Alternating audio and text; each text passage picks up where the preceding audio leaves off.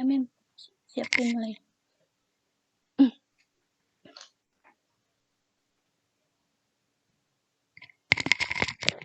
Ya, Adam. Belum? Udah, Mem. Udah. Kok belum di sini? Biasanya go record. Ini pakai aplikasi, Mem. Oke, baik. Ya. Baik, Assalamualaikum warahmatullahi wabarakatuh. Waalaikumsalam warahmatullahi wabarakatuh. Ya, good morning everyone. How are you today? Morning everyone. How are you today? Good morning, ma'am. I'm fine. Fine. Thank you. Yes, okay, fine, thank you too. Today learn presentation second group, member group Muhammad Adam Mustafa, Putri Sulistianingsi, and then Sela Sofifa Novitasari. Okay, everyone, today learn supervision education. Before presentation opening class, say together Basmalah. Bismillahirrahmanirrahim. Okay. The topic konsep teoretik supervisi pendidikan. Ya, this is konsep teoretik supervisi pendidikan. Okay, would you please Adam, Putri, and then Sela.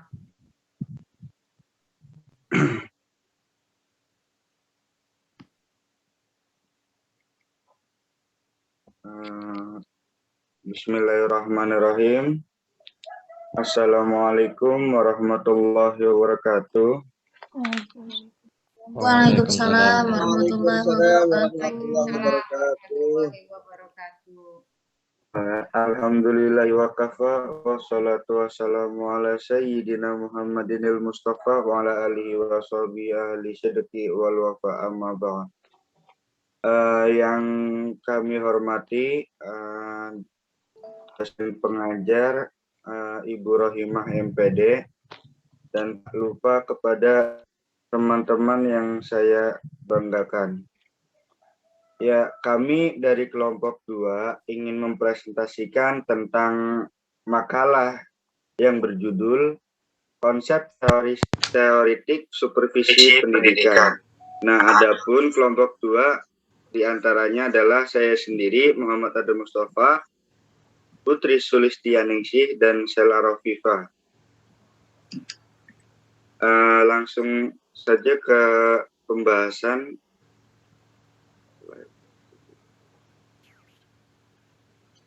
Nah, yang pertama itu membahas tentang konsep teoretik supervisi pendidikan.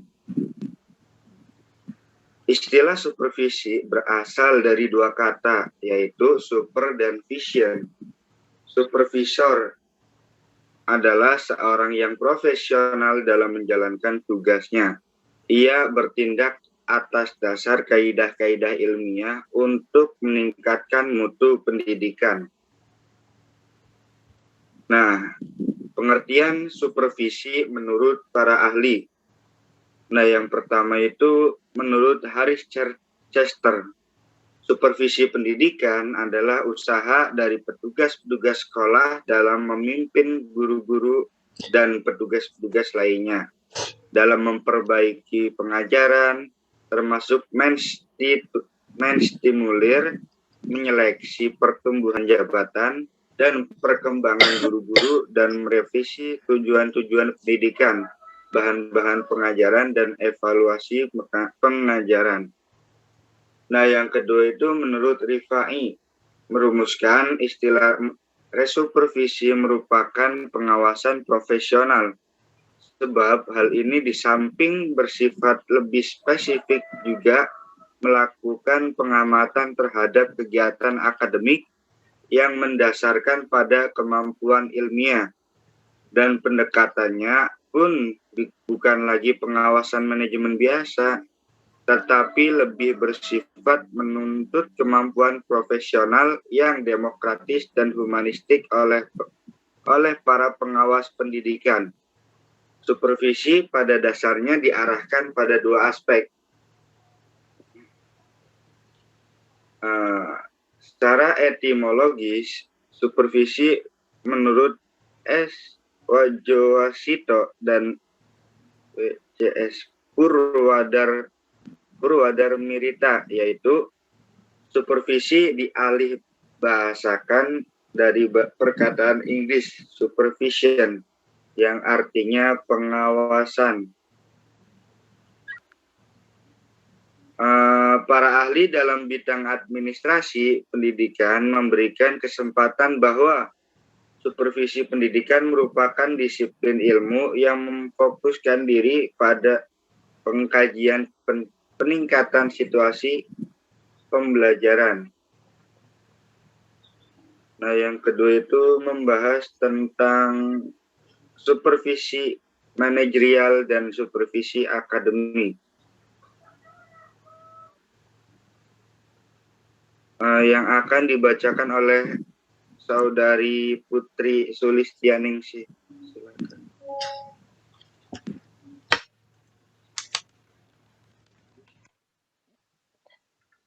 Silakan, Put. Yang B. Bentar. Yang B, yang ini ya. Ya, secara umum kegiatan supervisi dapat dibedakan dalam dua macam, yaitu supervisi pendidikan dibagi menjadi dua bagian, yaitu menjadi supervisi manajerial dan supervisi akademik. Selanjutnya, yang pertama adalah supervisi manajerial. Yang A, definisi. Supervisi manajerial adalah supervisi yang berkenaan dengan aspek pengelolaan madrasah yang terkait langsung dengan peningkatan efisiensi dan efektivitas madrasah yang mencakup perencanaan, koordinasi, pelaksanaan, penilaian, pengembangan kompetensi sumber daya manusia atau SDM, dan kependidikan dan sumber daya lainnya. Esensi dari supervisi manajerial adalah berupa kegiatan pemantauan, pembinaan, dan pengawasan terhadap kepala sekolah dan seluruh elemen sekolah lainnya di dalam mengelola, mengadministrasikan, dan melaksanakan seluruh aktivitas sekolah sehingga dapat berjalan dengan efektif dan efisien dalam rangka mencapai tujuan sekolah serta memenuhi standar pendidikan nasional. Adapun supervisi akademik esensinya berkenaan dengan tugas pengawas untuk membina guru dalam meningkatkan mutu pembelajarannya, sehingga pada akhirnya dapat meningkatkan prestasi belajar siswa. Ya, yang selanjutnya, yang demikian fokus supervisi ini ditujukan pada pelaksanaan bidang garapan manajemen sekolah, yang antara lain yaitu ada manajemen kurikulum dan pembelajaran, ada kesiswaan, sarana dan prasarana, ketenagaan, keuangan, serta hubungan sekolah dengan masyarakat. Dalam melakukan supervisi terhadap hal-hal di atas, pengawas sekaligus juga dituntut melakukan pemantauan terhadap pelaksanaan standar nasional pendidikan yang meliputi 8 komponen, yaitu ada standar isi dan standar kompetensi kelulusan, standar proses, selanjutnya ada standar pendidik dan tenaga kependidikan, standar sarana dan prasarana, standar pengelolaan, dan standar pembiayaan dan standar penilaian. Selanjutnya, tujuan supervisi terhadap kedelapan aspek tersebut adalah agar sekolah terakreditasi dengan baik dan dapat memenuhi standar nasional pendidikan. Salah satu fokus penting lainnya dalam supervisi adalah pengawas terhadap sekolah adalah berkaitan dengan pengelolaan dan manajemen sekolah. Yang selanjutnya ada supervisi akademik. Nah, supervisi akademik adalah serangkaian kegiatan membantu guru mengembangkan kemampuannya mengelola proses pembelajaran untuk mencapai tujuan pembelajaran. Supervisi akademik bisa dikatakan juga sebagai supervisi pendidikan kontekstual, yaitu upaya membina guru-guru dalam mengembangkan proses pembelajaran pada daerah tertentu yang mencakup unsur-unsur materi pelajaran. Proses Dari sini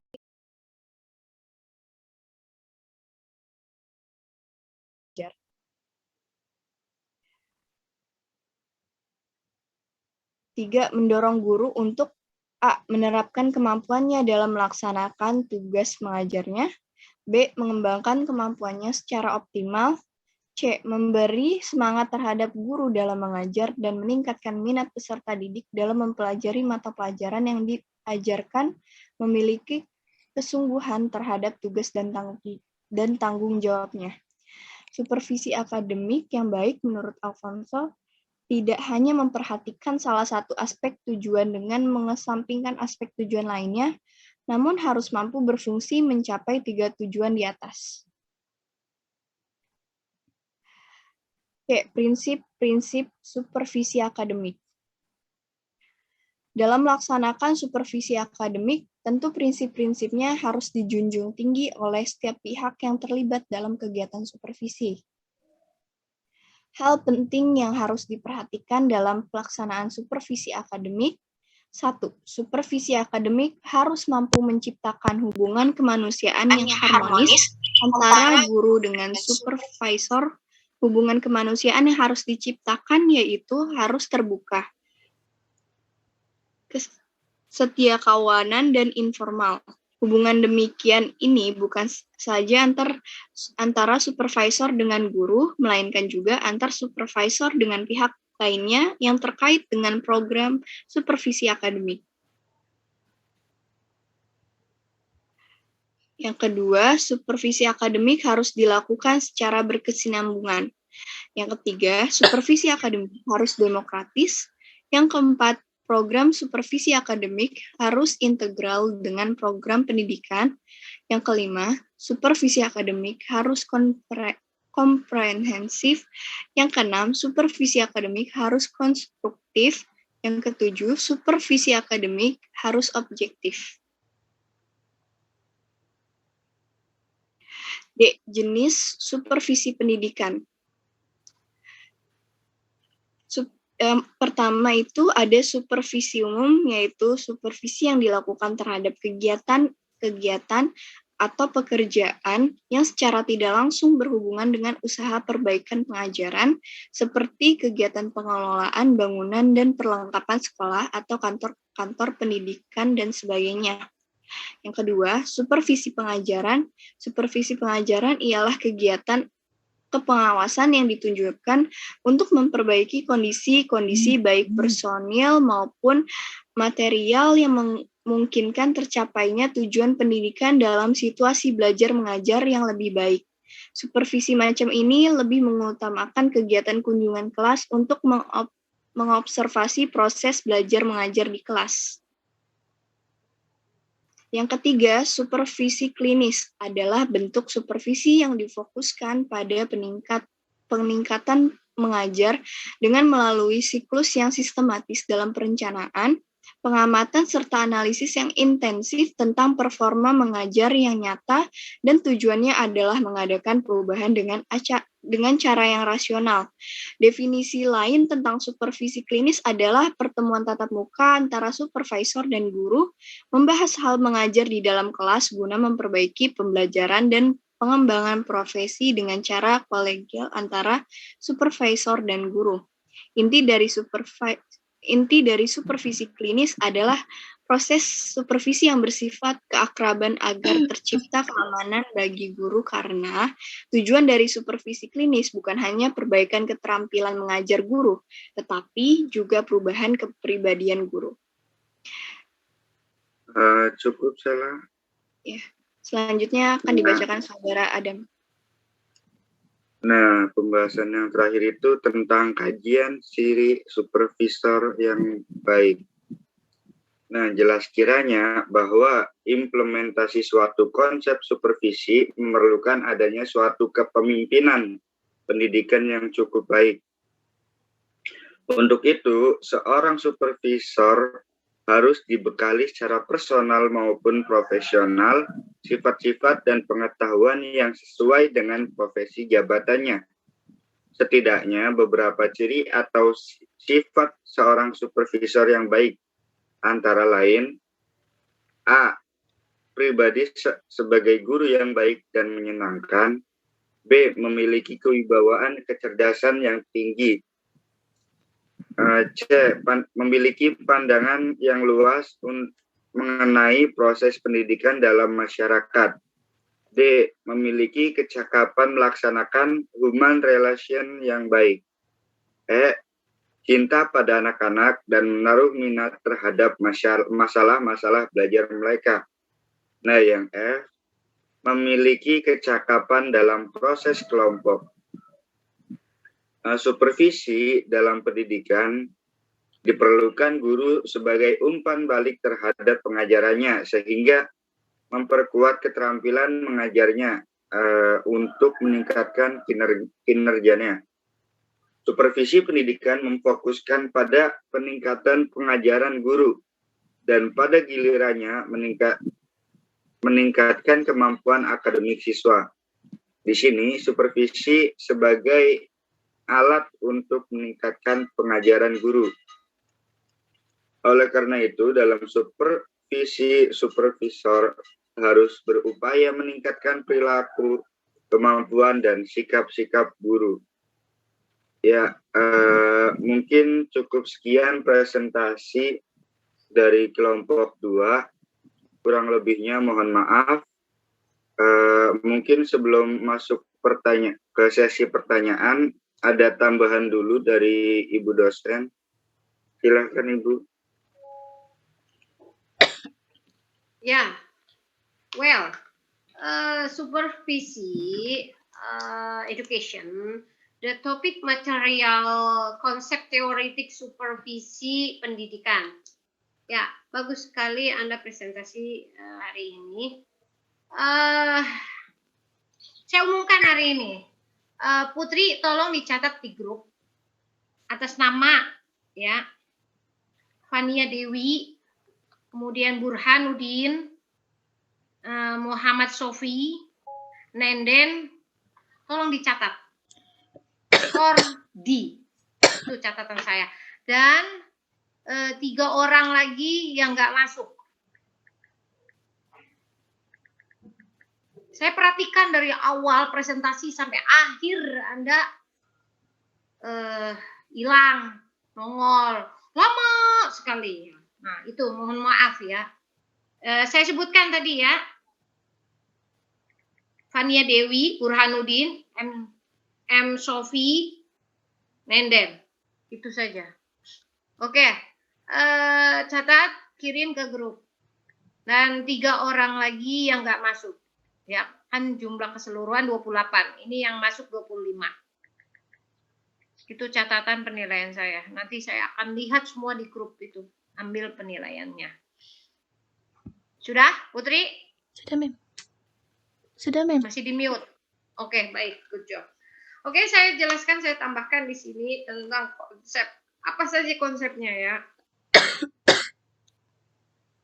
Konsepnya adalah di sini dari kata istilah. Konsep itu kalau Anda mau membuat rumah atau Anda melaksanakan pernikahan, mau menikah, itu mempunyai konsep. Konsepnya apa? Harus memiliki suami yang soleh, harus punya rumah, harus punya kendaraan, harus punya pekerjaan yang tetap. Nah, itu kan konsep. Konsep itu memikirkan untuk jangka panjang, bukan jangka pendek. Kayak orang mau membangun rumah itu penuh konsep. Ya, konsepnya seperti apa rumahnya dengan budget keuangan sekian. Nah, sama di sini konsep teoretik supervisi pendidikan. Istilah supervisi sudah dijelaskan beberapa minggu lalu ya. Nah, di sini konsepnya bagannya lihat coba. Di sini menurut teori Harris Kester, ya, menurut Rifai. Ada beberapa teori pendapat mereka, ya, sudah dijelaskan. Namun di sini bagaimana supervisi manajerialnya, ya. Manajerial untuk akademik itu diantaranya apa? Khususnya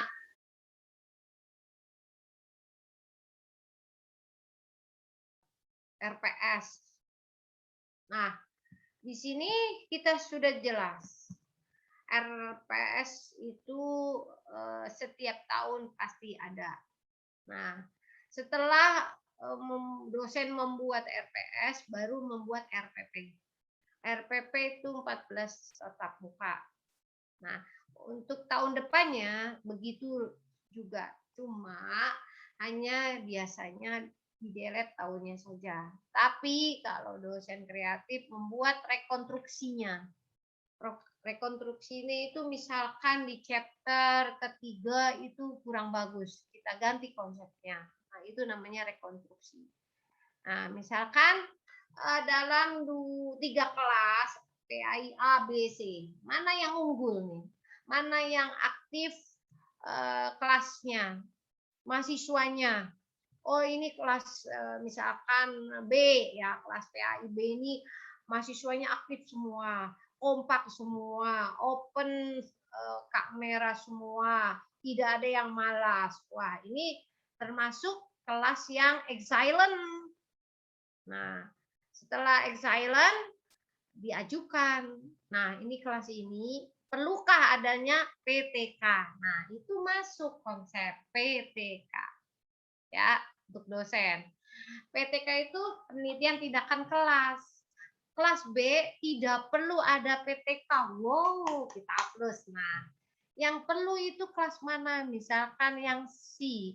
C itu dosennya sampai teriak-teriak, sampai on cam, pada budek semua, nggak ada yang on cam, pada tidur semua sleeping, jadi dosennya ngomong saya kayak kacang goreng, ngomong sama tembok aja. Begitu salam, good morning, diem semua, good morning, diem semua, how are you today, diem semua. Waduh, itu perlu adanya PTK, itu masuk konsep supervisi nanti. Ya. Nah, tapi berarti kelas C itu perlu adanya PTK? Ya sangat perlu. Kenapa ini mahasiswa semua pada close kamera?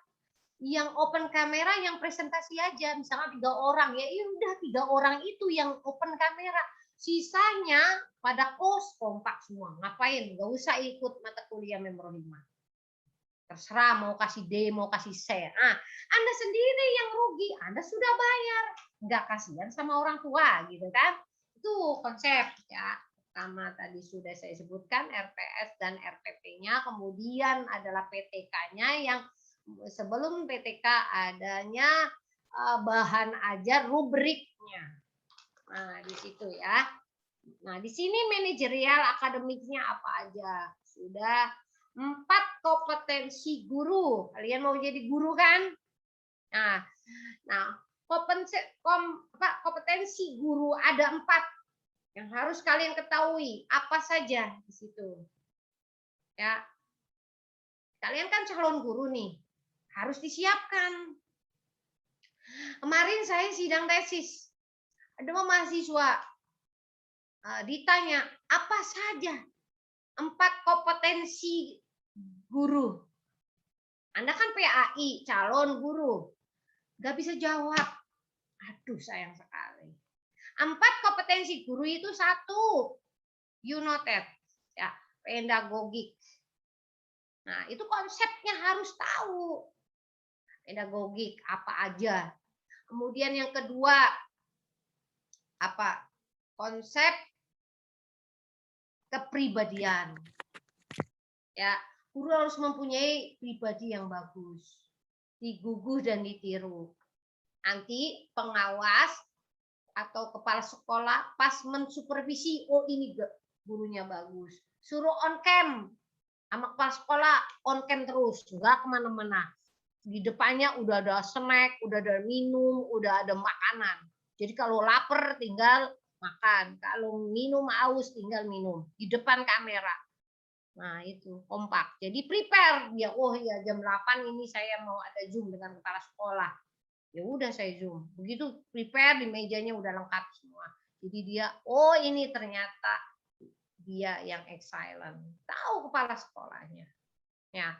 Nah, situ kepribadiannya bagus. Ya, perlu dipertahankan. Kemudian konsep yang ketiga apa aja? Profesional. Nah, guru harus profesional. Kalau belum profesional, belum bisa dikatakan guru. Kenapa? Karena satu, dia belum terdaftar di data Dapodik. Kemudian dia belum mendapat sertifikat pendidik. Bagaimana untuk mencapai profesional? Perlu proses. Tidak gampang seperti orang makan kerupuk, ya. Itu penuh perjuangan dan proses. Nah, kemudian yang keempat adalah sosial.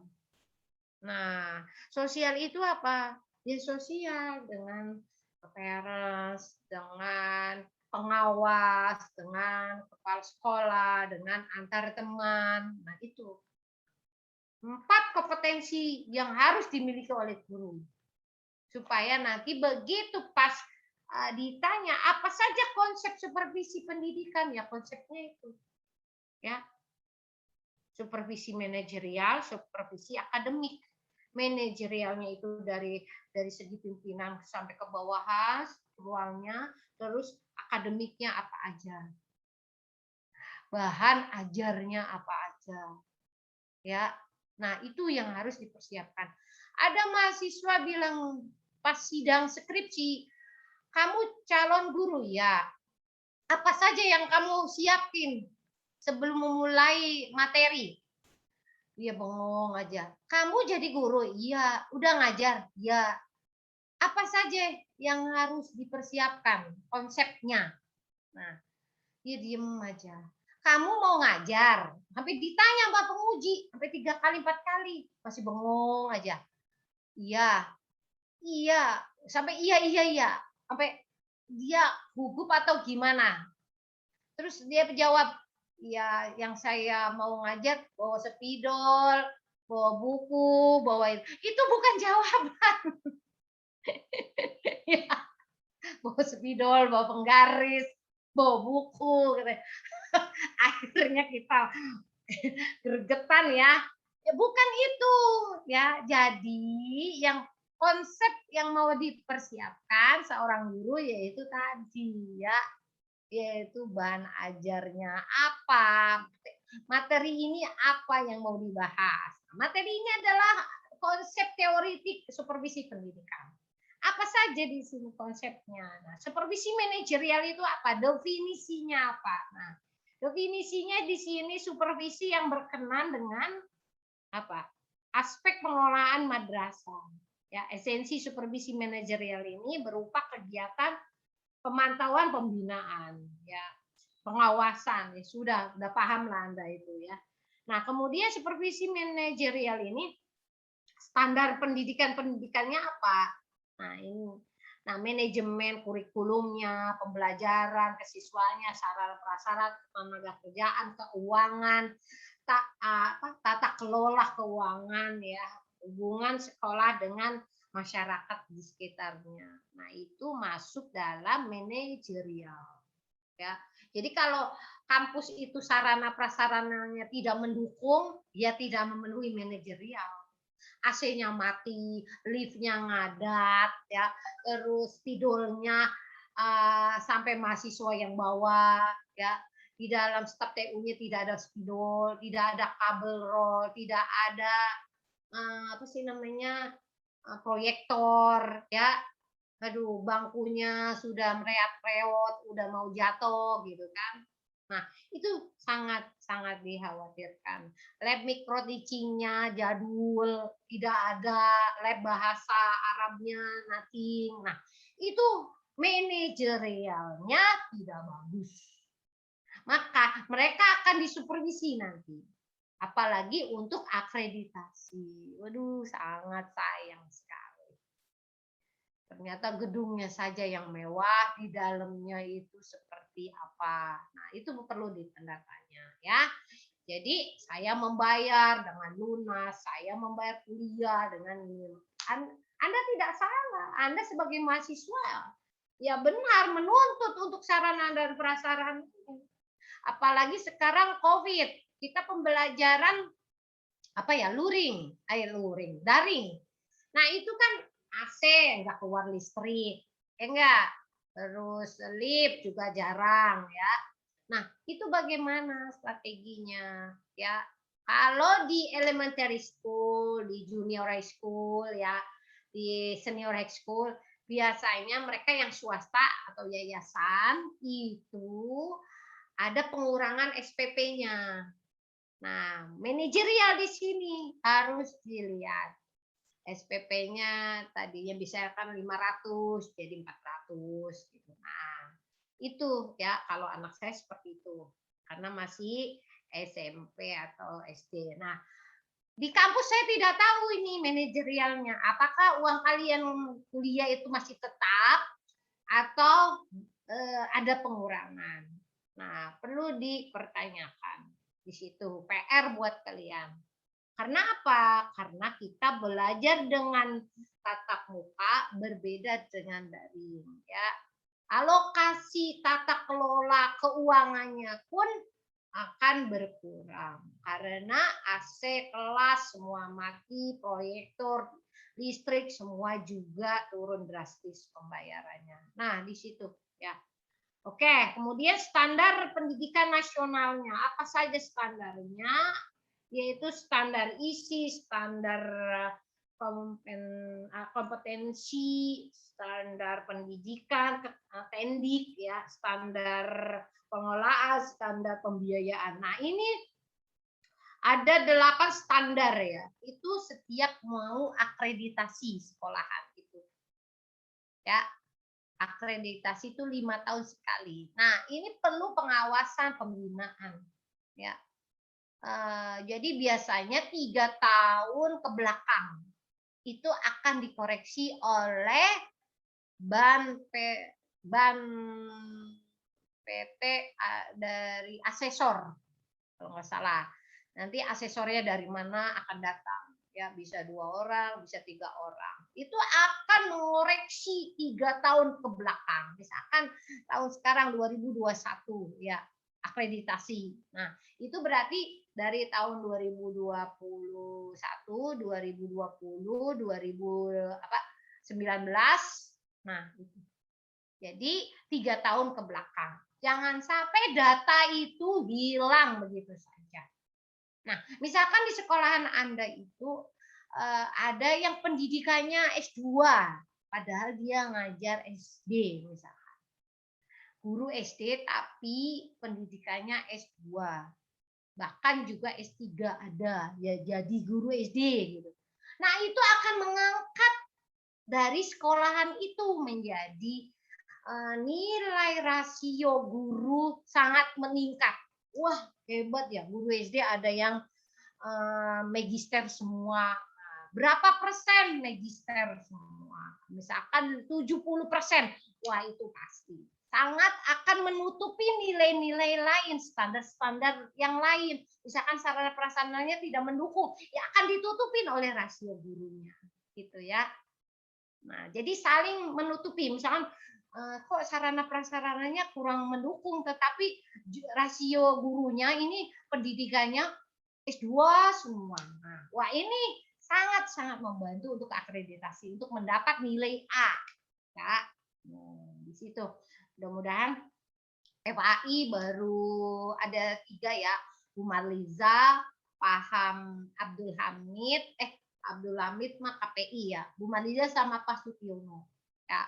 Yang lain masih pada on the way doktornya. Pak Sutyono minggu yang lalu dia sudah sidang terbuka ya. Sekarang dia sudah mendapat titelnya doktor ya, kaprodi kita. Ya, ucapkan selamat kepada Kaprodi kita sudah mencapai gelar doktornya. Alhamdulillah. Semoga FAI mendapat akreditasi A. Ya, selama ini kita kalah dengan KPI yang jumlah mahasiswanya sangat sedikit. Kenapa dia mendapat akreditasi A? Saya sangat bingung sekali. Ya, FAI setiap tahun mendapat mahasiswa 3 kelas, tapi masih akreditasinya B. Itu karena apa? Ya tadi banyak kekurangannya ya. Kurangannya banyak sekali ya. Oke, saya tidak tahu itu cara penilaiannya. Itu hanya supervisi orang atasan yang tahu. Jadi nanti asesor yang datang akan memberikan masukan, memberikan saran, ya suggestion. Nah, dia memberikan kekurangan apa saja yang harus diperbaiki, ya, dan apa saja yang perlu untuk tetap dipertahankan, itu ya.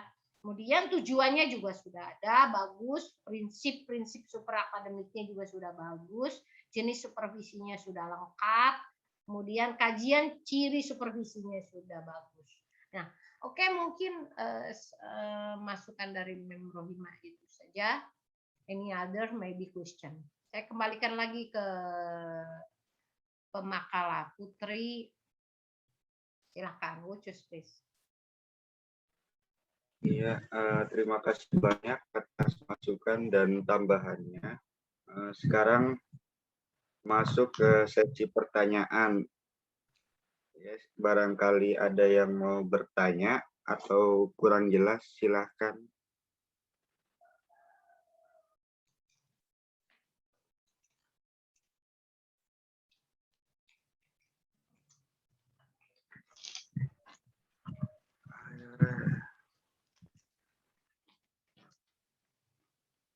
Ya, silakan. Jangan malu-malu untuk bertanya.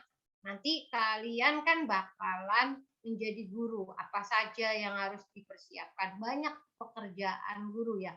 Menganalisis soal ya. Soal misalkan Anda membuat 30 soal. Itu dianalisis ya. Setelah dianalisis nanti ada keluarnya sendiri. Jadi masukin misalkan nomor 1 sampai nomor 10 dikasih soal yang sulit 2. Misalkan nomor 11 sampai nomor 20 dikasih soal yang sulit 3. Nah, soal yang ke 20 sampai 30 dikasih yang sulit 1. Nah, apakah ini variatif atau tidak? Nah, itu dianalisis juga. Itu merupakan bagian daripada nanti yang akan ditanya oleh supervisi, analisis soal, bank soal terutama. Jadi kalian jadi guru itu harus memiliki bank soal dari 3 tahun ke belakang. Baik soal ulangan harian ya, terus soal untuk middle test dan soal untuk post test. Itu harus punya kalian bank soal. Yang biasanya tebal segini ya. Apalagi kalau mengajarnya itu banyak ya. Kayak saya waktu itu ngajar bahasa Jepang, ngajar agama Islam, ngajar bahasa Inggris. Nah, itu sampai bank soalnya sampai bludak begitu. Nah, itu nanti dianalisis satu persatu. Memang pekerjaannya guru itu banyak, nah kelihatannya ringan, tapi banyak sekali. Nah, setelah dianalisis baru direkapitulasi, ya. Nanti direkap hasilnya ketahuan dan dapat rank, ya, nilai akhir semester. Nah, itu dalam melihat kalender pendidikan. Kalender pendidikan di pertemuan yang keberapa harus melakukan apa gitu. Nanti begitu ada pengawas atau jangankan pengawas ya, kepala sekolah untuk mensupervisi kalian, itu kalian sudah siap satu dokumen bundle di meja kerja Anda. Mau ditanya juga ya gampang. Mana analisis kamu? Nih. Mana agenda harian kamu dalam pembelajaran? Nih. Mana RPP kamu? Nih. Mana silabus kamu? Nih. Berapa periode? 3 tahun. Wah, udah siap Anda. Nggak bakal kelimpungan. Yang kelimpungan ini karena Anda tidak mencicil. Atau nggak mencicil? Ya, misalkan materi ini tentang cara menyembelih binatang hewan. Nah, Anda belum membuat RPP-nya, tetapi Anda sudah memberikan materi. Gitu. Nah, begitu pas udah akhir semester mau post-test, Anda baru membuat gitu loh. Karena harus ditandatangani oleh kepala sekolah di situ ya, RPP itu ya. Per minggu misalkan satu topik materi ambil 3 KD. 3 KD itu tidak langsung satu pertemuan. Satu pertemuan selesai gitu. Tidak. 3 KD bisa 2 kali tatap muka, bisa 3 kali tatap muka. Karena 3 KD gitu. KD itu kamu harus tahu apa kompetensi dasar. Nah, standar kompetensinya apa aja? Nanti ketahuan di situ ya. Nah, standar kompetensi itu diganti dengan KI, kompetensi inti. Nah, jangan salah. Standar kompetensi diganti. Tidak ada lagi standar kompetensi itu. Diganti sekarang namanya kompetensi inti. Dulu zamannya Mem Rohimah masih jadi guru, itu masih standar kompetensi. Sekarang sudah tidak dipakai lagi standar kompetensi, tapi kompetensi inti. Nanti baru materi, setelah materi baru ketahuan apa sub-subnya, gitu ya. Nah, itu akan dilihat oleh kepala sekolah yang akan supervisi kalian sebagai gurunya. Jadi nyicil dari sekarang. Oh iya, untuk minggu depan saya belum buat RPP. Buat. Kan RPP cuma 2 lembar. Nah, nanti setelah membuat langsung minta tanda tangan kepala sekolah. Jadi kepala sekolah nggak numpuk kayak gunung tanda tangan. Apa dia pegel. Jadi kepala sekolah lagi lengah. Papa maaf saya ada RPP nih Pak untuk pembelajaran 1 bulan nih Pak. Wah bagus nih. Jadi enak kan? Orang pada ngantri-ngantri segunung-gunung, kepala sekolahnya sampai marah-marah. Kalian kok minta tanda tangan sampai sebendel begini, apa-apaan gitu, dicicil gitu. Tiap minggu diminta. Biarin, nggak apa-apa. Itu akan mempermudah pekerjaan Anda. Ya belum nanti analisisnya, belum rekap nilainya, belum protanya, belum progresnya. Nah, itu banyak sekali. Saya rasakan capek jadi guru. Ya. Kalau dosen, kenapa saya membedakan antara dosen dengan guru? Karena saya udah alamin jadi guru dan alamin juga jadi dosen. Yang paling enak ya jadi dosen. Syaratnya apa? Kalian harus kuliah sampai S3. Kalau kita jadi dosen ya harus kuliahnya, pendidikannya harus lebih tinggi. Jangan menyerah ya. Jangan menyerah dari sekarang. Kalian bisa mensupervisi diri kalian sendiri sebenarnya. Tidak perlu kepala sekolah, tidak perlu pengawas, tidak perlu tim asesor. Diri kalian sendiri disupervisi. Nih, misalkan nih, Mem Rohimah sampai saat ini belum ngirim RPS, padahal Mem udah buat. Tapi memang itu tidak di-share kepada mahasiswa, tapi Mem sudah buat. Hanya berkas Mem sendiri diberikan oleh Kaprodi dan Sekprodi, ditanda tanganin oleh mereka. Sudah clear kan? Nah, itu pekerjaan yang suatu ringan tapi lama pelaksanaannya, gitu kan? Karena apa? Dengan kesibukan-kesibukan yang bludak sekali. Padahal itu penting, sakral. Nanti begitu ditanya, Bu Rohimah ngajar supervisi pendidikan. Ya. RPS-nya mana? RPP-nya mana? Nih, saya sudah siap. Nah, gitu kan. Jadi udah ada di meja saya masing-masing. Nah, untuk 3 tahun ini kan saya baru mengajar nih tahun 2021. Nah, otomatis ya saya punya cuma 2021, Pak. Lah 3 tahun belakang, itu bukan saya ngajar, Pak. Mungkin dosen lain. Nah, itu jadi kita sudah memegang. Meskipun tidak dipublikasikan kepada mahasiswa. Ya, itu namanya mensupervisi diri. Jadi udah siap saya. Mau ditanya pun saya lengkap. Gitu kan? Ya, nilai di Smart Kampus pun dosen-dosen lain sampai ditegur. Bapak ini belum nyerahin, Ibu ini belum nyerahin nilainya. Sampai udah tahun ajaran baru, belum ada. Sampai ditegur sama rektorat, coba. Kan malu. Jangan sampai begitu. Makanya saya nih, dari sekarang nyicil, dikirim ke grup, mana yang sudah ngirim linknya, mana yang belum. Saya tunggu malam ini. Nanti saya langsung update ke laporan saya sendiri. Nanti baru dipindahkan, dikopas kepada Smart Campus.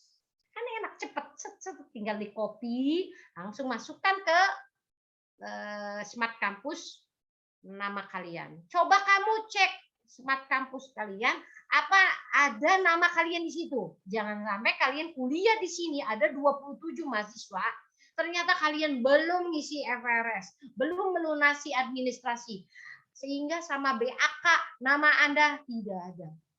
Saya wanti-wanti nih. Sampai menangis mahasiswa saya kemarin. Coba. Tersendat aturan lulus tahun kemarin. Sidang skripsi. Sampai sekarang dia belum sama sekali, sempro pun belum. Karena apa? Dia ikut kuliah aja rajin terus. Tapi nama dia tuh nggak ada di Smart Campus. Saya bingung ini. Ini kok saya setiap absen, screenshot ada nama ini. Tapi kenapa di sininya tidak ada Smart Campus? Ya, gimana saya mau mengisi nilai? Anda supervisi sendiri. Oh, dia baru sadar. Belum ngisi FRS, belum bayaran, belum melunasi administrasinya. Nah, itu kendalanya ya. Jadi ya mohon agar sekedar Memrohima itu mengingatkan kalian agar supaya cek and recheck. Itu merupakan apa? Supervisi untuk diri kalian sendiri. Ya, jangan sampai kalian kuliah dari awal sampai 14 kali tatap muka, ternyata begitu post tes terus dia langsung asal keluar dari grup kan. Terus akhirnya dia nilainya tidak ada, ketahuannya pas semester 7 mau sempro, ada satu mata kuliah supervisi pendidikan, guru dosennya saya ingat Bu Rohima, kenapa saya nilainya masih E? Aduh, jangan salahkan saya. Saya mengisi sesuai apa yang ada di Smart Campus. Nah, oke ya, kita kembali lagi ke supervisi. Itu supervisi diri, ya. Beda dengan supervisi manajerial yang disampaikan oleh member grup 3. Silakan. Ada yang mau tanyakan?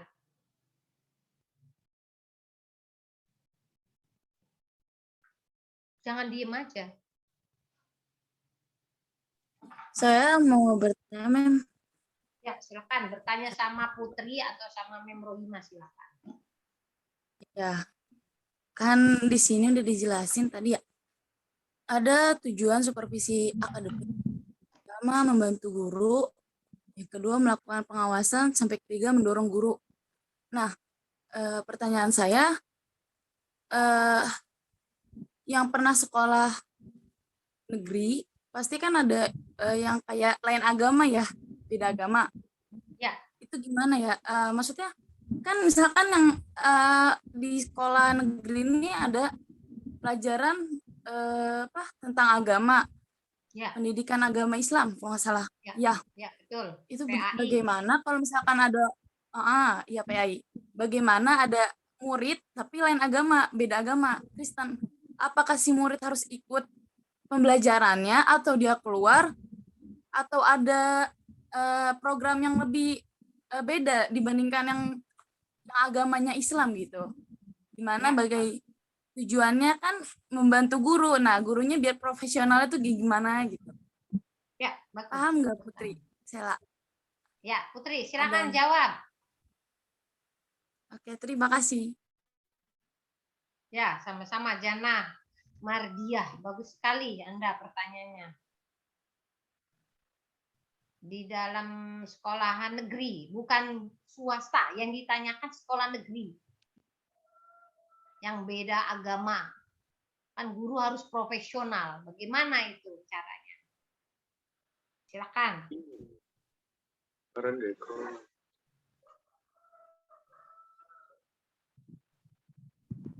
Mem, boleh dijawab? Ya, silakan. Boleh. Ya, Sela. jadi Jannah, gini, kalau misalkan di sekolah negeri itu pasti ada yang namanya guru agama. Nah, di situ bukan hanya guru agama Islam aja, tetapi ada guru khusus agama kayak Kristen atau mungkin agama yang lainnya. Jadi misalkan ada beberapa murid yang mungkin beda agama, itu kelasnya dipisah. Jadi mereka tetap belajar pelajaran agama, hanya saja gurunya berbeda. Tuh. Kebetulan ini pengalaman saya, teman saya yang cerita gitu. Jadi seperti itu. Karena saya sendiri juga sekolahnya juga di swasta yang Islam, jadi belum pernah mengalami hal seperti itu. Mungkin itu jawaban dari saya. Mungkin Ya. dari Putri atau Adam ingin menambahkan. Ya, silakan Putri, Adam menambahkan.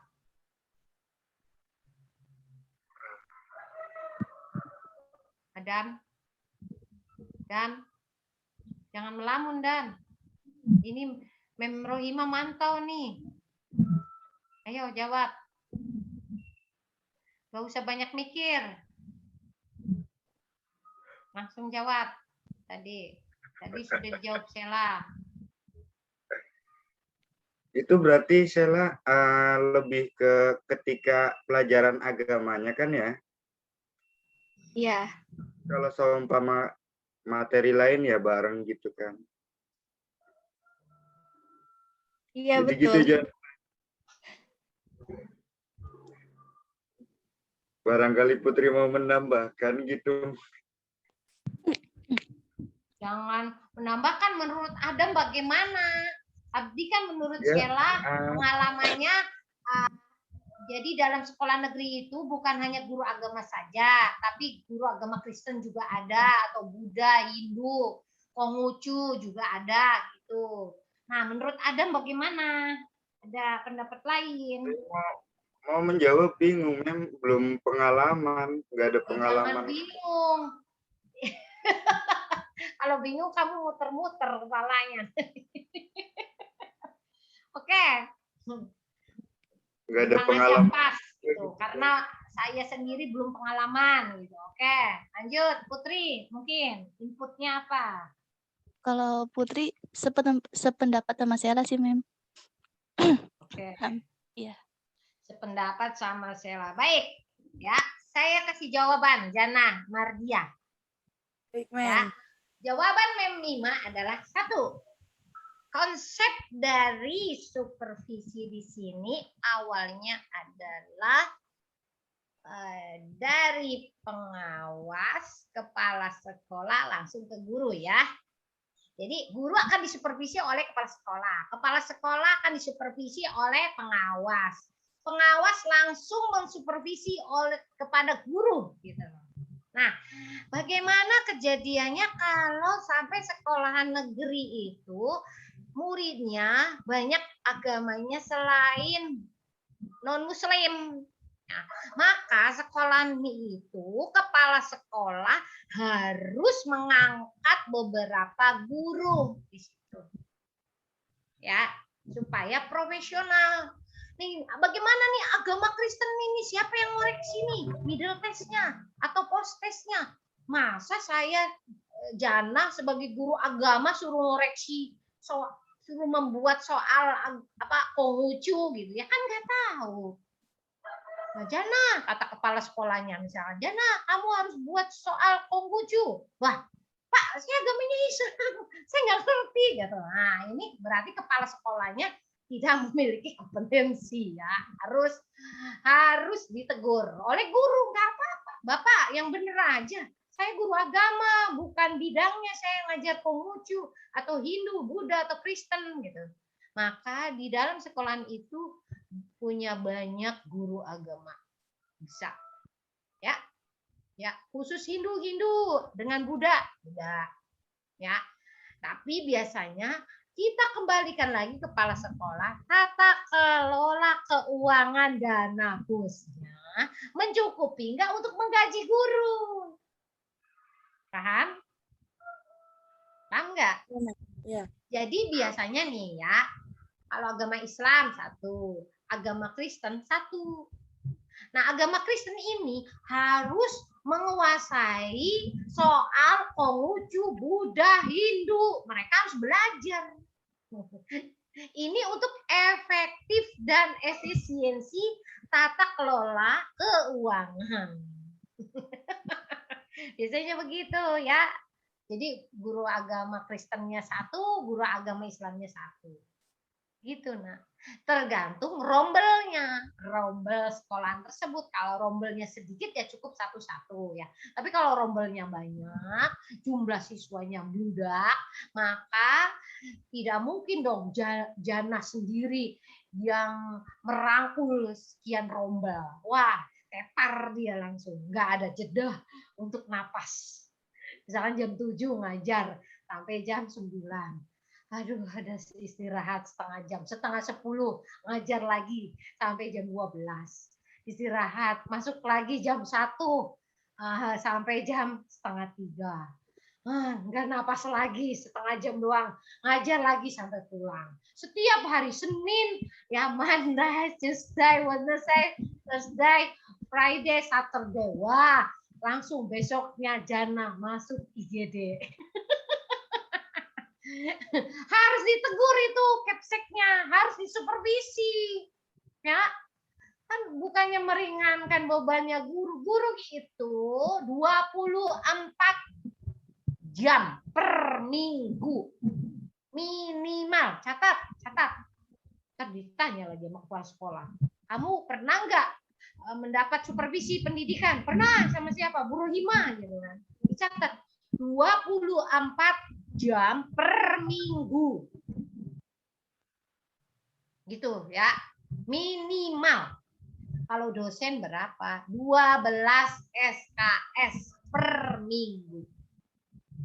Nah, beda lagi ya. Jadi itu.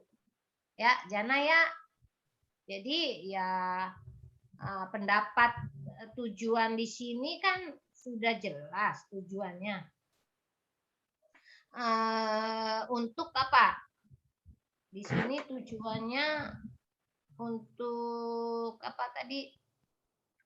Dalam apa jenis supervisi ininya tujuannya untuk apa? Menerapkan kemampuan dalam melaksanakan tugas pengajaran. Ya iya. Ya. Dengan adanya supervisi yang baik, maka tidak hanya memperhatikan salah satu aspek tujuan saja, yaitu tadi guru agama suruh merangkap membuat soal guru agama Kristen, soal agama Kristen, soal agama Buddha, Konghucu. Nah, itu tidak. Nanti juga penilaian rapotnya sudah terakomodisir. Nah, gitu ya Jana. Oke, bagus pertanyaannya. Udah merasa puas? Saya tambahkan. Sangat puas, Mem. Jadi lebih pikirannya lebih enggak lagi. Ya, nanti Jana akan merasakan sendiri kalau sudah jadi guru beneran. Ya. Silakan. Ya. Kalau Anda masih meragukan, silakan bertanya lagi. Saya mau ngecas laptop dulu. Sudah habis baterainya. Lupa semalam nggak ngecas. Oke, silakan.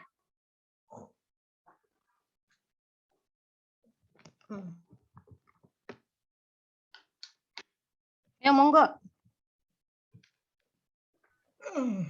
Aduh. Ya, silakan.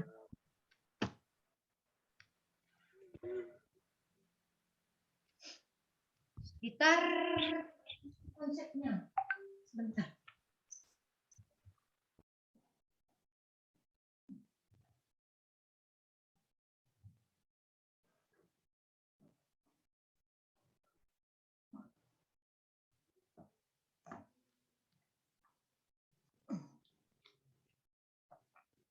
Ya, ada lagi any others? Maybe question. Ya, harus memiliki yang tujuan yang jelas dalam supervisi ya. Tujuan supervisi akademiknya, tadi kurikulumnya ya. Terus pembelajarannya, tenaga kerjaannya, tendik ya. Tenaga kerjaan. Terutama hubungan dengan masyarakat yang ada di sekitarnya. Ya, itu sangat mendukung sekali itu ya. Jikalau masyarakatnya tidak mendukung, parents-nya juga, orang tua muridnya tidak mendukung, ya tidak terjalin ya untuk kebersamaannya. Nah, makanya di situ saya menjadi guru pada saat itu baru tahu, oh begini ya jadi guru ya. Terus merasakan menjadi dosen, oh begini jadi dosen ya gitu. Jadi Anda bisa memilah. Nanti lulus FAI, lanjut kalian S2 pendidikan agama Islam. Setelah lulus S2, lanjut lagi kuliah S3. Kan langsung jadi dosen. Nah, enak. Jadi nggak ngerasain jadi guru dulu. Ya. Apa bisa, Mem? Bisa. Anda nggak, saya kan belum pengalaman jadi guru. Biasanya jadi dosen itu pengalamannya jadi guru dulu. Oh tidak, nggak harus ya. Nggak harus jadi guru dulu, jadi dosen itu, gitu kan. Nah, karena pendidikannya sudah tinggi, sudah gitu ya. Bahkan jadi dia pengalaman di supervisi pun itu lebih bagus. Misalkan dia di dunia perkantoran, tapi dia titelnya sudah S3. Dia kuliah dia kuliah sampai S3, cuma dia pekerja di perusahaan government ya. Misalkan dia sekda, sekretaris daerah gitu kan. Berarti kan itu di perkantoran. Maka dari situ Anda bisa lihat gitu loh. Kan saya biasa di dunia perkantoran, tiba-tiba pindah ke ahli profesi ke dosen. Nah, itu malah lebih bagus dia pengalamannya. Untuk bagian administrasi. Wah, dia rapi karena biasa di dunia kantor. Ya. Itu malah lebih bagusan dari profesi dunia kantor pindah ke ahli ke profesi banyak juga yang mereka mantan pensiunan dari Kombes jadi dosen. Mereka sudah pensiun ya, mungkin pensiun dini ya, umur 51 sudah pensiun, mereka beralih menjadi dosen gitu ya, padahal dia tidak punya background menjadi dosen. Itu sering. Atau mereka juga pengalamannya pernah menjadi kepala daerah.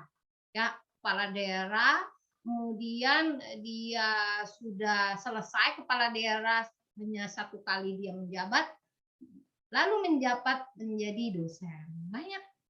Ya, banyak sekali. Jadi tidak harus jadi guru dulu, tapi juga kebanyakan tahapannya jadi guru TK dulu. Mem Rohima itu dulu pernah jadi guru TK, terus jadi guru SD, jadi guru SMP, jadi guru SMA. Jadi kalau Mem Rohima itu tahapannya itu dari zero dulu, dari tahap rendah. Jadi ngalamin jadi guru TK itu seperti ini, SD seperti ini, jadi wali kelas SD seperti ini, terus SMP seperti ini, SMA seperti itu, baru perguruan tinggi sama kalian, gitu. Jadi dari tahapan memang background-nya dari akademik ya, bukan dari perusahaan. Oke, silakan. Ya, itu jadi untuk mensupervisinya dilihat dari manajerialnya ya, standar nasional pendidikan. Kalau ditanya kalian ada berapa standar nasional dalam pendidikan elementary, junior, and senior, itu ada berapa? Kamu jawab ada 8. Ya, kalau di kampus bukan standar nasional. Ya, itu bukan. Namanya kriteria. Ada 9 kriteria. C1, C2, C3. Kemarin akreditasi PAI saya mendapatkan C3 dan C6. Kriteria, bukan standar. Tapi kalau untuk TK, SD, SMP, SMA itu kita pakai standar. nasional pendidikan. Kalau perguruan tinggi bukan. Namanya bukan standar nasional pendidikan lagi, namanya kriteria. Ya, ada 9 kriteria yang harus kita lengkapi buat akreditasi. Kenapa semua lembaga pendidikan harus akreditasi? Zaman saya masih kecil tidak pernah akreditasi ya. Nah, zaman sekarang bukan lembaga pendidikan saja yang akreditasi ya. Ya, tapi lembaga kayak rumah sakit juga dia harus akreditasi. Nah, rumah sakit itu harus akreditasi. Kalau nggak akreditasi, mereka ditutup nanti rumah sakitnya. Mau. Ya, terus semua sekarang harus akreditasi. Dengan adanya supervisi itulah yang untuk mengarahkan ke sana tujuannya ya. Semata-mata untuk apa itu supervisi? Semata-mata ya untuk mencicil 5 tahun yang akan datang. Jadi berkas-berkas ini jangan sampai hilang. Jangan sampai hilang, didokumentasikan. Ya. Kayak saya nih nanti di record. Ini adalah sebuah bagian linknya mana Bu Rohima selama belajar supervisi pendidikan. Nih linknya. Saya buat kan, saya punya link. Oh iya betul, ternyata ada pembelajaran supervisi education gitu ya. Jadi kalian kalau jadi guru ngajar daring ya harus di-record. Ya, kalau anak kecil record kagak ngerti, ya kalian sebagai gurunya merecord. Nih, kalau Mem Rohimah ya mahasiswanya ya, bukan Bu Rohimah. Kalian kan lebih pintar. Biasanya dosen yang sudah tua seperti Mem Rohimah gaptek gitu. Nah, ya udah mahasiswanya yang pinter IT untuk merekodnya. Gitu caranya ya. Kalau kalian suruh merekod anak-anak TK daring yang nggak ngerti, ya kalian sebagai gurunya harus pinter dalam soal IT-nya untuk merekod. Nah, ini jadi rekod kemudian masukkan dalam link YouTube untuk dokumentasi kalian. Nanti akreditasi itu secara online dulu. Setelah online baru secara fisik untuk luring, untuk datang. Jadi akreditasi itu dilakukan secara online dulu, berkas-berkas semua diupload secara online. Hati-hati, makanya link YouTube ini nanti saya jadikan untuk pembelajaran laporan. Nanti begitu diminta pertanggungjawabannya, nih Pak, saya siap. Oke, saya ready. Nah, gitu. Oke? Ya, halo.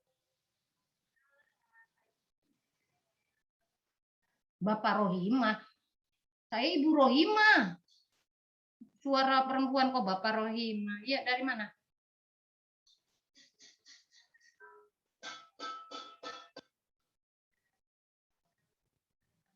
Baik. Oke, terima kasih. Ya, yuk, pagi. Bagaimana? Oke, lanjut. Silakan. Nah, yang aktif learning lah, banyak tanya nah. Saya mau nanya, Mem. Ya, boleh silakan. Vivi. Tadi kan ada tuh jenis-jenis supervisi pendidikan, diantaranya supervisi klinis. Iya. Yang mau tanyain itu, apakah perlu diadakannya supervisi klinis? Kalau perlu, apa alasannya? Ya, ayo Putri, Adam, Sheila, silakan jawab atas pertanyaannya Fajria, Vivi Fajria. Pertanyaannya di sini membahas supervisi, di antaranya adalah supervisi klinis. Apakah sekolahan itu membutuhkan supervisi klinis? Kalau memang butuh, apa alasannya? Dan untuk apa diadakannya supervisi klinis? Monggo dijawab. Adam, Sheila, Putri.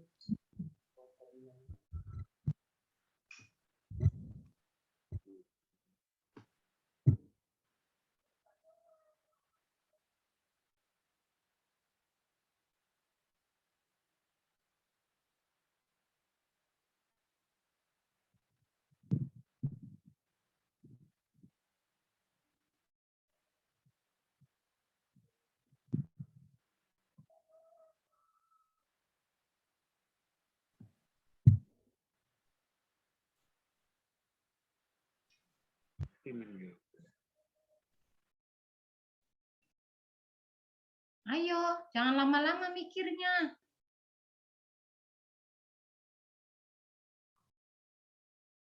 Nggak usah browsing. Browsing nggak ada jawabannya. Apalagi Brandly. Anak saya suka Brandly. Nyari jawaban Brandly. Sampai dengernya pusing. Handphone bunyinya Brandly semua. Ya. Ayo Putri, Adam, Sheila. Dam, jangan ngelamun saja, Dam. Ini memang Vivi, Imam tadi melihat. boleh nih. diulang Ya, pertanyaannya? Di sekolahan itu ada supervisi klinis. Apa perlu adanya sekolahan itu supervisi klinis? Kalau memang perlu, apa tujuan alasannya itu? Mungkin saya mau menjawab, Mem. Ya, silakan, Dam. Bagus. Kalau di makalah dari kelompok 2 ini, tadi kan yang ditanya apa sih tadi? Dan tujuannya gitu ya. Iya. Nah, di sini juga udah ada kok tujuannya itu mengadakan perubahan dengan cara yang rasional. Jadi apa ya, ketika supervisor dan guru itu bertemu ya membahas tentang bahan ajar gitu, hal mengajar di dalam kelas untuk memperbaiki pembelajaran gitu, Bu. Jadi kalau umpama ada itu ya iya dong jawabnya. Ya. Izin menambahkan. Ya, boleh, Sheila, Jadi, silakan. berdasarkan dari makalah yang sudah disusun dari kelompok 2, di sini penjelasannya tujuan dari supervisi klinis selain yang dijelaskan oleh Adam tadi, ada juga jadi bukan hanya perbaikan bahan ajar atau perbaikan yang lainnya, tetapi juga perbaikan keterampilan mengajar guru, perubahan kepribadian guru juga. Ya. Terus, Putri, silakan. Perlu kalau seumpama ada supervisi di dalam sekolah. Gini, Mem, kalau dibilang perlu, pasti perlu ya, Mem. Karena ini supervisi klinis ini memfokuskan untuk supervisor itu melakukan supervisi untuk peningkatan pengajarnya guru di dalam kelas agar pembelajaran di dalam kelasnya ini mampu menjadi keterampilan mengajar yang baik. Gitu sih, Mem, menurut Putri. Ya, Putri, bagus. Ada lagi? Audiens, nambahkan? Silakan audiens. Kayaknya punya unek-unek nih. Ayo cepat, Rahma Dinda loh. Os terus, aduh. Paras. Ya, Mem, saya ingin Lagi Banudin tuh, aduh. Dari awal sampai akhir tuh. Saya perhatikan di sini. Kenapa ini orang sakit atau ini nih sibuk? Saya bingung. Ya, silakan audiens. ya, Mem, saya ingin Bagus, Taufik. sepakat dengan pendapat daripada pemakalah. Bahwasanya supervisi klinis itu sangat perlu diperlukan dan dibutuhkan dalam dunia pendidikan gitu. Karena dalam makalah sendiri kan tadi sudah dijelaskan bahwasanya tujuan dari supervisi klinis ini mengadakan perubahan dengan cara yang rasional. Nah, jadinya kalau menurut saya pribadi agar peserta didik itu dapat memperbaiki diri, kita bisa sebagai pengajar kita harus punya cara untuk merubah sikap dan mindsetnya peserta didik itu dengan cara yang rasional gitu, Mem. Jadi kalau menurut saya pribadi supervisi klinis ini adalah kayak kuncinya gitu, Mem. Jadi kunci daripada untuk mengubah peserta didik juga gitu agar lebih rasional gitu maksudnya. Ya. Terima kasih Taufik. Ya, begini, memberikan masukan. Supervisi klinis itu merupakan satu jenis supervisi yang dilakukan oleh kepala sekolah. Ya, kenapa? Karena kalau namanya klinis itu tempat guru-guru yang sakit. Tahu gak guru-guru yang sakit? Bukan sakit dalam tubuhnya, sakit dalam administrasinya. Maka kepala sekolah harus ada ruang klinik. Tahu nggak? Kalau sekolahan punya klinik nggak? Kampus punya Ada. klinik? Kampus punya klinik nggak? Ada kan? Nggak ada. Masa Ada yang nggak ada yang nggak ada. Ada, Bikes tuh kliniknya di situ ya. Oke. Nah, Ya, Mem. setiap lembaga itu mempunyai tempat khusus klinik. Nah, di sini yang ditanyakan supervisi klinik. Bagaimana? Ya ini salah satu jenis supervisi yang dilakukan oleh kepala sekolah terhadap guru. Jadi guru-guru yang sakit bukan jasmaninya, tapi dia guru yang malas membuat administrasi, malas untuk melakukan analisis, baik nilai, rekap, semua data-data. Nah, itu perlu dipanggil oleh kepala sekolah. Sini Immanuel Aziz. Mana? Kamu masuk ke ruangan klinis. Waduh, aku kalau udah masuk klinis, waduh ini kategoriku jelek aja. Malu kan kamu kalau dibawa ke klinis. Malu karena ini sakit. Gitu. Masih banyak nih RPP kamu yang belum jelas, belum ditandatangani oleh saya. Nah, kemudian di sini apa? Pelaksanaan supervisi klinis itu di dalam suatu pendidikan itu kepala sekolah memberikan bimbingan nanti di dalam ruangan. Klinis itu ruangan, tempat bagi guru-guru yang masih belum lengkap, masih sakit dalam administrasinya, ya. Ya, memberikan bimbingan kepada guru. Ini kewajiban kepala sekolah, harus wajib. Kepala sekolah jangan jalan-jalan terus. Jangan alasannya rapat sana, rapat sini. Harus standby di sekolah. Melihat dan memantau, membimbing para gurunya untuk melaksanakan apa? Tugasnya lebih optimal, ya. Nah, kemudian kompetensi kepala sekolah di sini sangat penting berkaitan dengan mutu pendidikannya juga.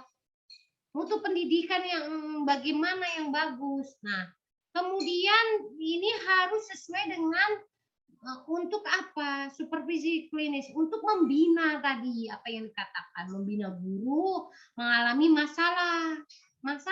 Kalau masuk ke klinis berarti guru ini mempunyai masalah. Masalah apa? Masalah khusus dalam pembelajaran. Ya. Jadi model-model sangat membantu pembelajaran. Oh, talking stick saya tidak bagus. Ya udah TMT. Apa sih? Tim turnamen apa gitu. Gym gitu. Ada TGT. Tim game turnamen. Oh, modelnya seperti itu. Jadi semangat gitu ya. Untuk itu pelaksanaan dalam supervisi klinis ini sangat berarti dan mendukung. Kenapa alasannya? Ya tadi untuk menangani guru-guru yang sakit. Sakit bukan jasmaninya, ya. Memberikan pembinaan, ya. Memberikan apa ya? Keluhan, masalah dari guru yang disampaikan kepada supervisor, ya. Terus di sini membuat siklus yang sistematik kepala sekolahnya itu, memberikan siklusnya yang sistematik dalam perencanaan, pengamatan, analisis, intensif, yang cermat, ya. terus penampilan mengajar yang nyata.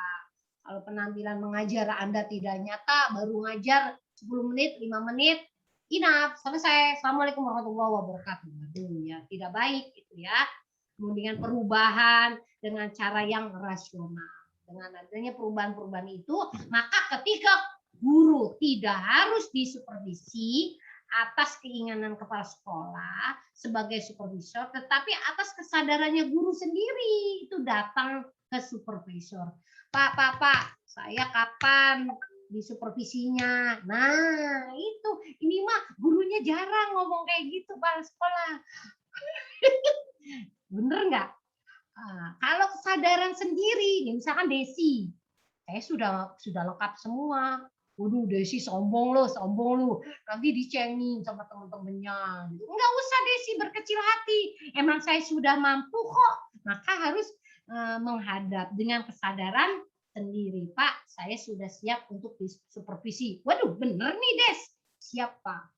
Jadi untuk memotivasi teman-teman yang lain supaya sadar, supaya tidak masuk dalam kategori supervisi klinis. Ya. Paham di situ? Nah, kenapa sadar dengan sendirinya?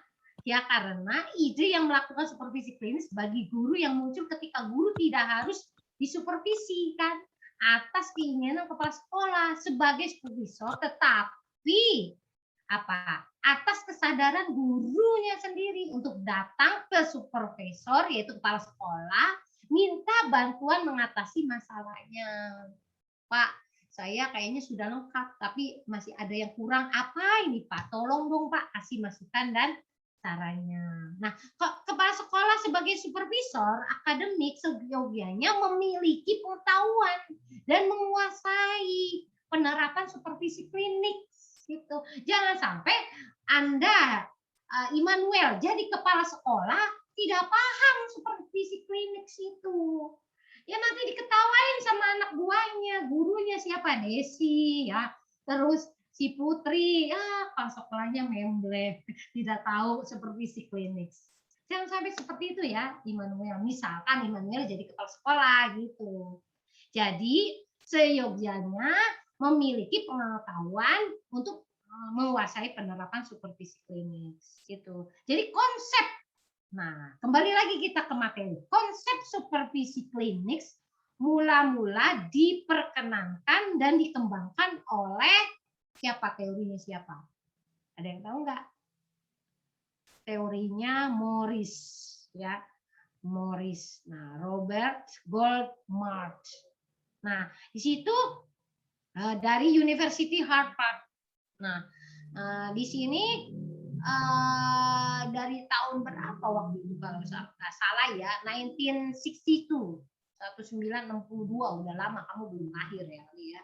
Nah, ada dua asumsi ya, yang mendasari praktik supervisi klinik. Pertama, catat. Nih tambahan dari Memori 5 ya. Pertama, ada dua asumsi yang mendasari praktik ya, mendasari praktik supervisi klinik. Pertama, pembelajaran merupakan aktivitas yang sangat kompleks yang memerlukan pengamatan dan analisis secara berhati-hati. Melalui pengamatan dan analisis. Nah, itu yang pertama ya. Jadi di sini supervisor pembelajaran akan mudah mengembangkan kemampuan guru mengelola proses pembelajaran. Gampang nanti pas sekolahnya, akan mempermudah pas sekolah. Itu yang pertama. Yang kedua, ya ada dua asumsinya. Guru-guru yang profesionalnya ingin dikembangkan dengan pendekatan kolegial daripada cara untuk otoritarian. Ya, otoritarian. Nah, itu. Dek, awas Dek, nyamuknya banyak. Oke. Nah, di situ kita lihat supervisi klinis itu pembinaan kinerja guru yang mengelola proses pembelajaran. Jadi pembinaan kinerja gurunya sampai di mana dalam mengelola proses pembelajaran, ya. Jadi tadi ada 2. Tujuannya untuk apa supervisi klinis? Mengembangkan profesional yang tadi dijawab oleh Sheila ya, memotivasi kerja guru-guru untuk memperbaiki proses pembelajaran yang kurang efektif menjadi lebih efektif ya. Terus mendiagnosa juga ya, membantu memecahkan masalah-masalah pembelajaran, membantu guru mengembangkan keterampilan, skillnya, menggunakan strategi pembelajaran apa. Baru kemudian apa ya? After that mengevaluasi dari hasil tadi keterampilan tadi guru untuk kepentingan promosi jabatan, naik pangkat dari 3A menjadi 3B, 3C, langsung sampai ke 4. Yang terakhir adalah membantu guru mengembangkan status sikap positif terhadap pengembangan profesional yang berkesinambungan. Nah itu. Jadi ada 5 tujuan khusus dalam proses supervisi klinis ya. Menyediakan umpan balik, mendiagnosa, membantu guru mengembangkan keterampilan, mengevaluasi guru untuk kepentingan promosi jabatan. Yang kelima, membantu guru mengembangkan satu sikap positif terhadap pengembangan profesional yang berkesinambungan selanjutnya. Ya, jelas? Ditambahkan memrohimah. Jelas? Ya, siapa tadi?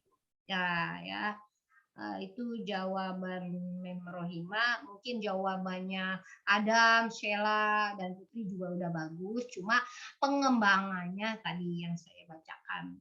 Oke? Mungkin itu saja ya. Waktunya habis. Time is over ya. I'm so sorry.